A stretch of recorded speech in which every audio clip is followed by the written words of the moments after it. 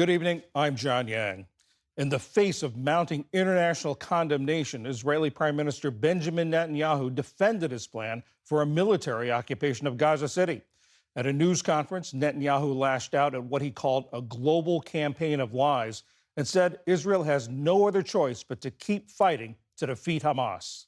Our goal is not to occupy Gaza. Our goal is to free Gaza, free it from Hamas terrorists. The war can end tomorrow if Gaza, or rather if Hamas lays down its arms and releases all the remaining hostages.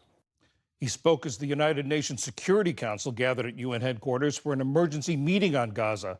A humanitarian official warned that Israeli occupation would only make conditions in Gaza worse. I'm extremely concerned over the prolonged conflict, the reports of atrocities and further human toll that is likely to unfold following the government of Israel's decision to expand military operations in Gaza. This marks a grave escalation in the conflict that has already inflicted unimaginable suffering. While most of the diplomats criticized Netanyahu's occupation plans, the United States defended Israel, saying it has the right to decide what's best for its security. Earlier, I spoke with Anshel Pfeffer, Israel correspondent for The Economist. I asked him why Netanyahu was taking this step now. He hasn't really found a way to deliver what he promised to the Israeli people, which is total victory. Hamas is still in control of parts of Gaza. Hamas is still holding 50 Israeli hostages. The war is ongoing. Israel is getting heaps and heaps of international condemnation. Many people are dying in the destruction in Gaza. There are also Israeli soldiers being killed. So there's so many things that are still happening. This is the latest plan that he's talking about.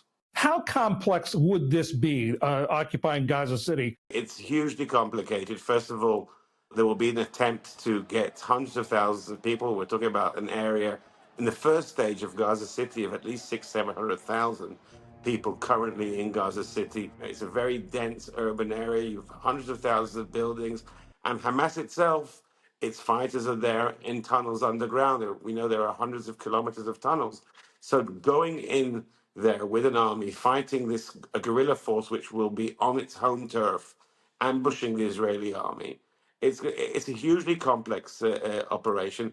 And that's the reason why the chief of staff of the Israeli army has been warning over and over again that he doesn't think this is a good idea. It was 20 years ago that then Prime Minister Ariel Sharon pulled out of Gaza. How are the Israeli people reacting to the idea of going back in? Well, we're seeing now 60 to 70%, in some polls even higher than 70%, of the Israeli public, and this is the broad Israeli public. Now, these numbers include a lot of right-wingers, a lot of people who would have voted for the Netanyahu government nearly 3 years ago, saying enough is enough. This war should end. Israel should reach some kind of deal with Hamas, which will allow for the release of the hostages. Yes, Israel has pulverized Hamas and has pulverized Gaza, but it hasn't achieved what the government has always said that the aims are, which is to finally destroy Hamas and release the hostages.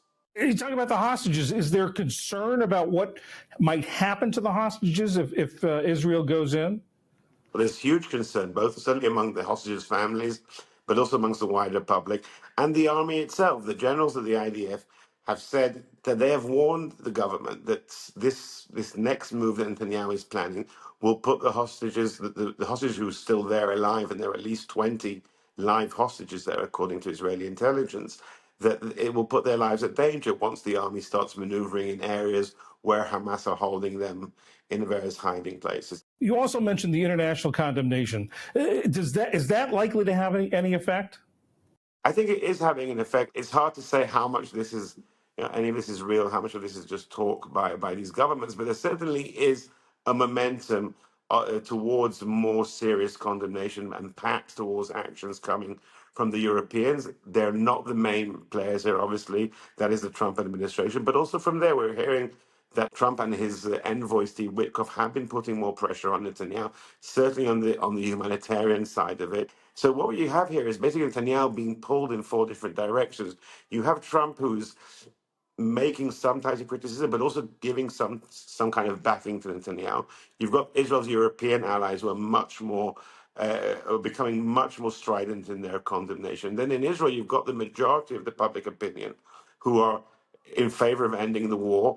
And on the right, on Netanyahu's base, you have criticism that he's not being determined enough.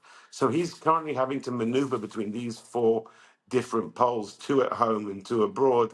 And basically, what we're seeing here is a play for time, because even though Netanyahu said, "Well, these are the orders that we've given to the army to go and capture Gaza City," the order hasn't been to do it immediately. The order has been prepare for that. So I think Netanyahu is now saying, "This is my plan.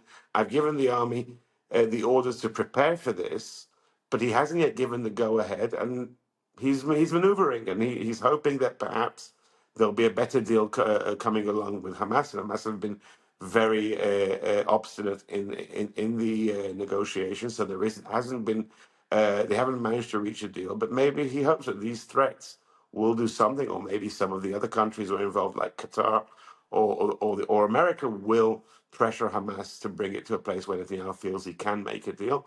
But in the meanwhile, he doesn't have to make the big decision. Everything we're hearing now are more talk, more empty slogans. And yes, I gave the orders, but you didn't actually give the order to go in. You gave the order to prepare more options, more military options in this case. Angel Pfeffer, The Economist, thank you very much. Thank you for having me, John.